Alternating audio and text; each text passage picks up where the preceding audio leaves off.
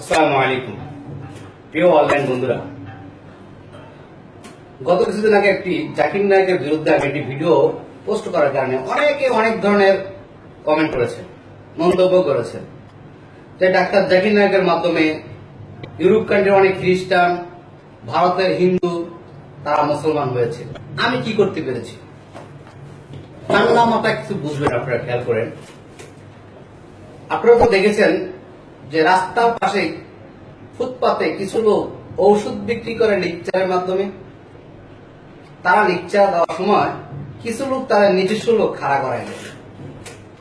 অতঃপর যখন মানুষ জড়ো হয়ে যায়, জড়ো হয়ে যাওয়ার পরে সে অনেক রকমের অনেক ওষুধের ছলনা মলনা কৌশলে কথা বলে।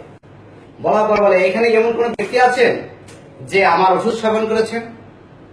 তো দুই একজন হাত দেখা যে আমি করেছি। তা আমার ওষুধে কি প্রতিক্রিয়া হলো? তখন ওই লোকটা বলে যে হ্যাঁ, আমার হাঁটু ব্যথা ছিল, আমার এরকম সমস্যা ছিল, সেরে গেছে। তো এখানে অনেকগুলি লোক ছিল, তারা কিছু কিছু আছে না নিশ্চয়ই এই লোকটার ওষুধে কাজ করে। অতঃপর ওই ডাক্তারটা ওই লিকচার ব্যক্তিটা কি করলেন, সকলের মাঝে বিষাক্ত ওষুধ বিতরণ করেন, কিছু টাকা হাতিয়ে নিয়ে গেলেন, কিছু টাকা উপার্জন করলেন, মানুষের মাঝখানে কি ছড়াইয়ে দিলেন? বিষাক্ত বড়ি, যা মানুষের শরীরের জন্য ক্ষতিকর। ঠিক তেমনি ভাবে জাকির নায়ক একই কাজ করতেছে।